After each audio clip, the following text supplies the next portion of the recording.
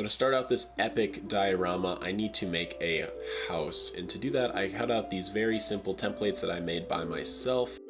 And I'm just going to draw them on a piece of dollar store foam core and then cut them out with an X-Acto blade. This is pretty simple. Just make sure you don't cut your fingers and just get to work. So I also need to do the same thing for the other side. I made 2 of these pieces as well, 2 of the other pieces, and this side is more for the roof itself. This is where you're going to place the dollar store foam core on the very top, and it's going to make this roof shape.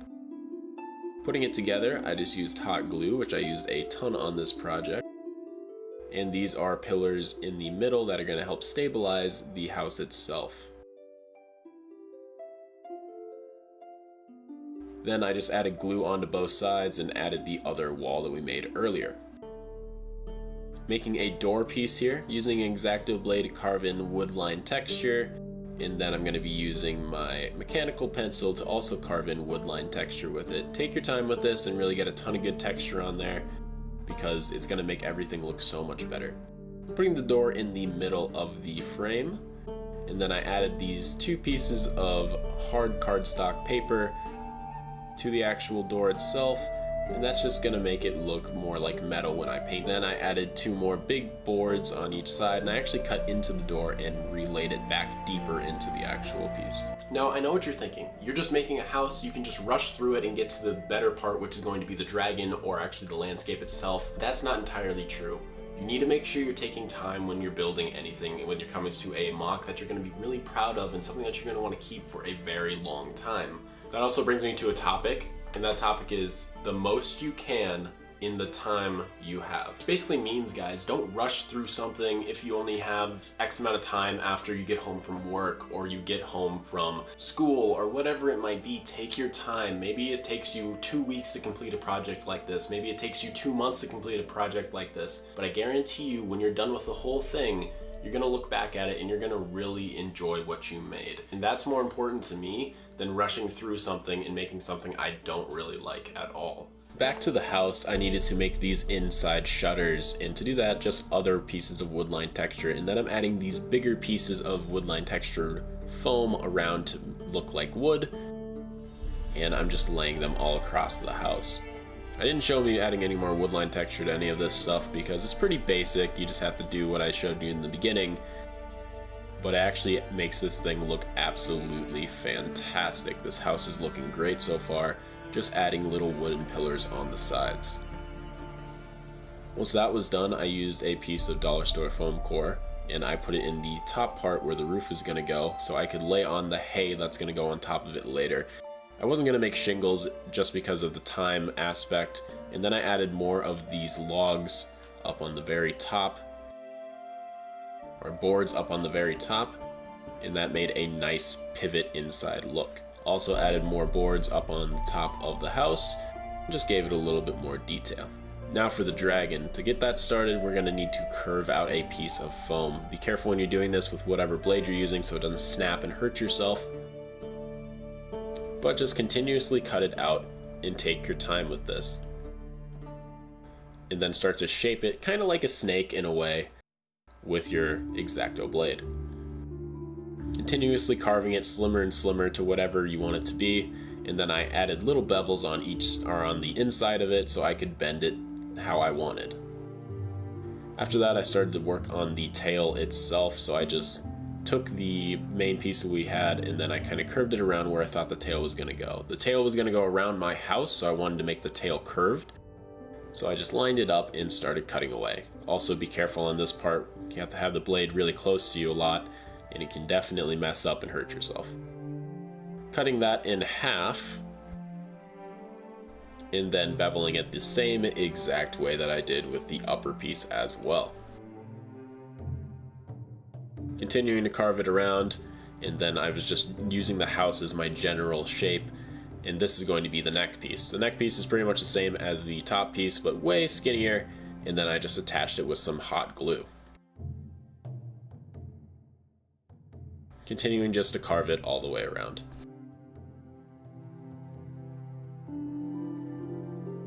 So when it comes to actually making the dragon yourself and sculpting it out of styrofoam, the most important thing you do is think about how the dragon's going to look when it's actually done. Don't just make a straight piece of styrofoam and expect it to look perfect. Make sure you wrap it around the house. If you want the tail to wrap around, where do you want the claws to go? There's a lot of setup work that actually goes along into making something look really nice when it's all said and done. For example, when I start wrapping the dragon in scales, I'm actually just taking cardstock from the dollar store and cutting them into triangles and wrapping them around the dragon. And if I wanted to make a super realistic looking dragon, I would have to make it out of clay. But since I'm just going for foam, I'm just going to be making it out of these little triangles, wrapping it around, and it's going to make the dragon look really good.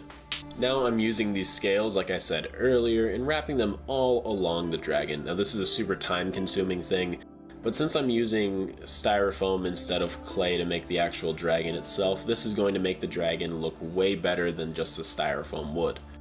Now I could sure take my time and carve intricate detail into the styrofoam or use some kind of a mesh-like effect for the skin itself, but I didn't feel like that was too necessary, and I've used these kind of triangles before on a dragon, and I thought it turned out really nicely as well before.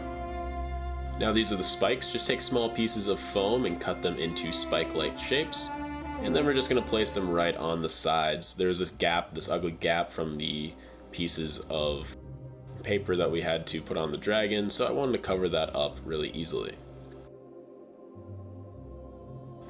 Then this is going to be the eyepiece, so I just took a piece of foam and kind of made it into a circle shape. And then I glued it onto the very top, and I added more pieces of foam to wrap it around and really give it that iris and the eye kind of look. Now this is pretty difficult if you haven't done it before. This is something that popped up in my head last time I made a dragon, and I pretty much just kept with it because it looked really good. Use my pen to drill out the eye holes and then cut off a little bit of the bottom to give it more of a squinting look. Put more foam on the very bottom as well. Then I cut off the nose a little bit and added a bigger nose. I didn't like how the nose looked, so I just made it bigger. Also shaped that down to size. And added a piece to the back to where the neck is going to connect. These are the horns on each side. Cut out a V-like pattern on the inside of the horns, and then I just glued them right on top to the actual dragon itself. That saved it from looking a little weird, I thought. Added a little bit more foam on the bottom just to beef up the neck, and started carving away.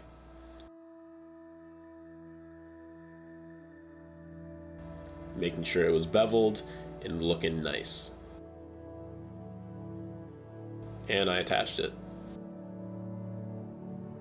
Now when it comes to actually making these wings itself, I'm going to be using kebab sticks, and these are perfect and very strong, and all I have to do is really bend them and then add foam on the inside to actually make the wings look like, well, dragon wings. When you're doing this, make sure you have the shape and design of the actual dragon wings right, and make sure they actually fit the house size. If you want the dragon to be overbearing and big, then make the wings really big. If you want the dragon to be kind of medium sized and not super intimidating, then make them a little bit smaller or make it so they're more scrunched up. Really, whatever you prefer is whatever you should go with. But I went for really big wings. I wanted to make the dragon very big and menacing. Once I was done with the wings, I decided I would make the legs themselves, and this is pretty simple actually.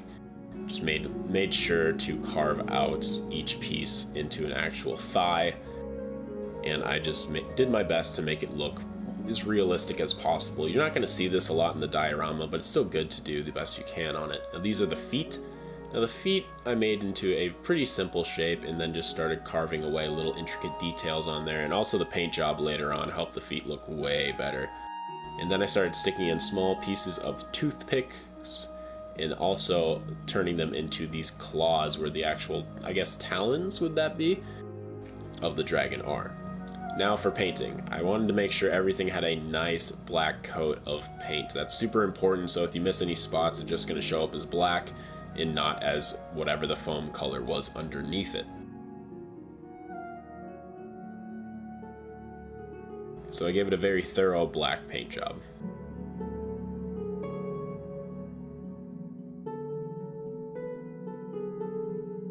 Also did it on the dragon itself.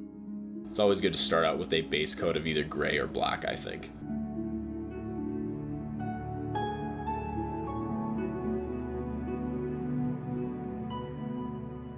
Then I mixed up some white and some tan, and basically this is going to be the weird off-white skin texture that the dragon has.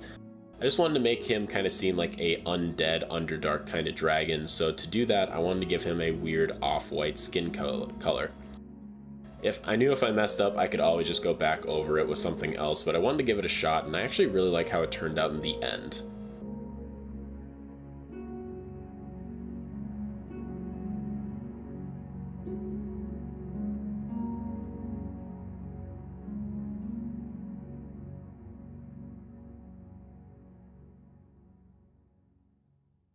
Now we're going to be hitting the house with this tan color, and I actually changed this, so this is kind of the base coat, into a brown house color for the wood.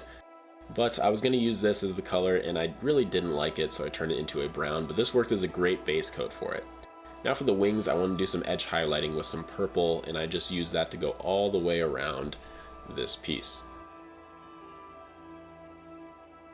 Continue to do a little bit of dry brush work as well to give it this purple effect. Not too much with the white, but it actually looks really nicely when you use the both. Then I used a black dry brush on the wings.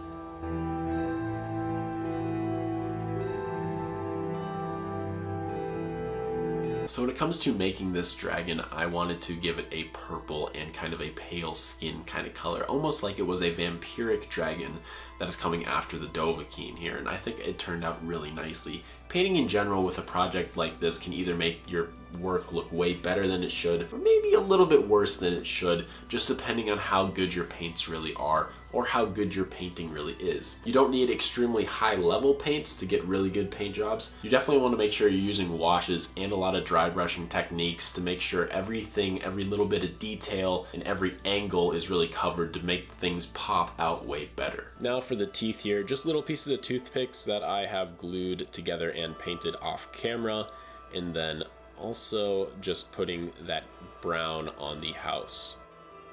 Makes the house look so much better, I thought, at the very end. Now I'm starting to map out where I want this road to be. I want to give this thing a really cool scene, so to do that I took a piece of styrofoam, used a Sharpie, and started to figure out what I wanted for the actual ground itself.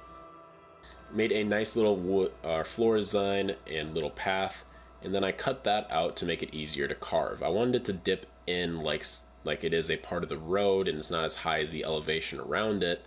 So to do that, all I did was take my X-Acto blade and carefully cut around, and make sure you don't cut your fingers doing this.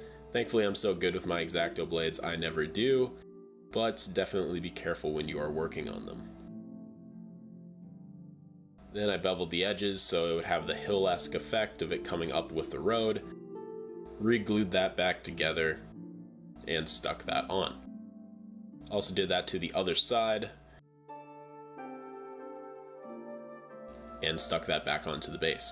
Now it has this nice little divot effect. Once that was done, I started adding PVA or school glue everywhere onto the actual base itself. This was just so I could use dirt on the very top of it and give it a nice, realistic looking effect. I wanted this to be as realistic as possible since I'm putting so much time into it, so I figured I might as well go all in on this project. Once that was done, I started adding dirt. Now I don't know why I added it in such a small manner at a time. I guess I wanted to make sure I was being very thorough. But I basically just slabbed a ton of dirt onto this piece and it looked really, really good. It actually added a lot of detail with that groove that we cut in earlier, and I tried to save whatever dirt was left. So I wanted to add wagon wheel marks that were going into the road. Now I messed up and only made one line, and then I went back and made two lines earlier. And this is also just white school glue and water in a spray bottle that I put on, and this makes it so it actually holds. Then I added Woodland Scenics grass on the very top. This is super cheap stuff. I think this whole bottle cost me like 20 bucks, and I've had it for half a year now, I believe. I never really use it, but whenever I do need to use it, it is so perfect for these kind of projects, and it makes everything look better.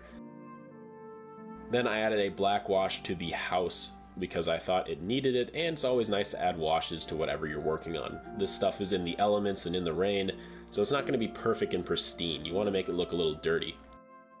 Also did it on the dragon as well. I thought the dragon needed a little bit more of a grimy kind of look, so it's what I did. On the wings, I thought the wash turned out fantastic and really put out that foam's texture.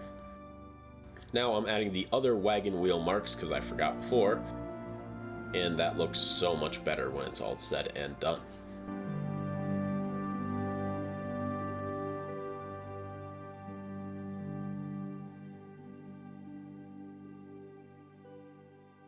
Sprayed it on with my spray bottle, make sure to get everything nice and moist.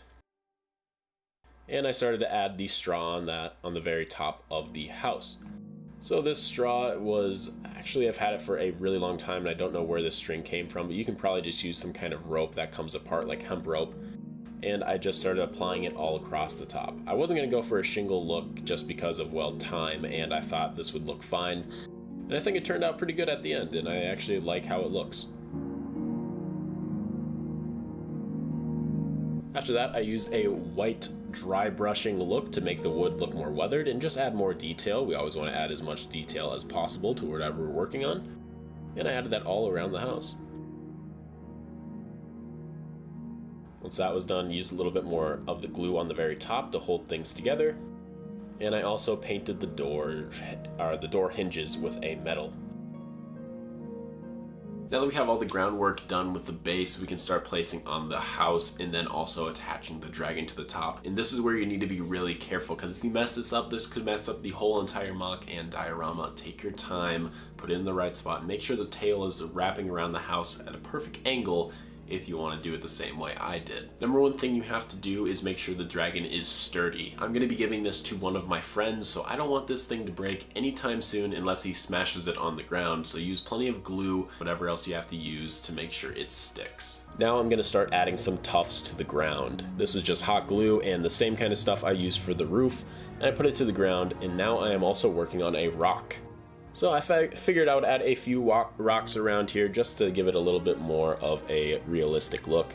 And I wanted to make the dirt seem a little bit raised. I was looking at this and everything was completely flat, and I feel like that's not how real life works. So I made it a little bit raised, did the same stuff that I did earlier, and I did that to a few spots to make it have more detail on the ground.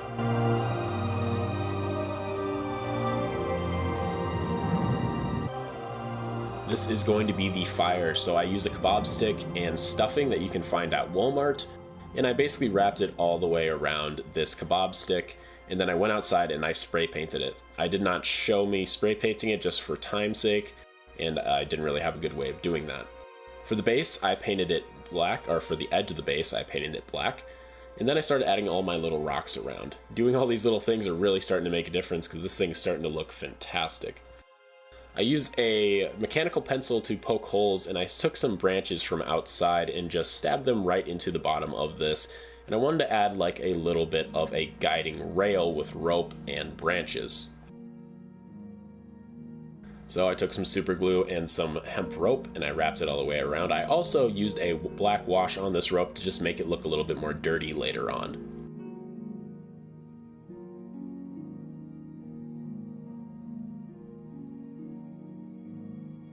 Adding a few sticks around to just add more detail. And now we can add the fire. This is a really cool point and a really cool part because it's kind of bringing everything together, and that's really awesome. So I added some fire I added his flame into his mouth with some hot glue, and then I added the Dovahkiin that I made off camera to the very bottom, and I used these extra pieces of fuzz to kind of go around and make it look like fire's wrapping around him.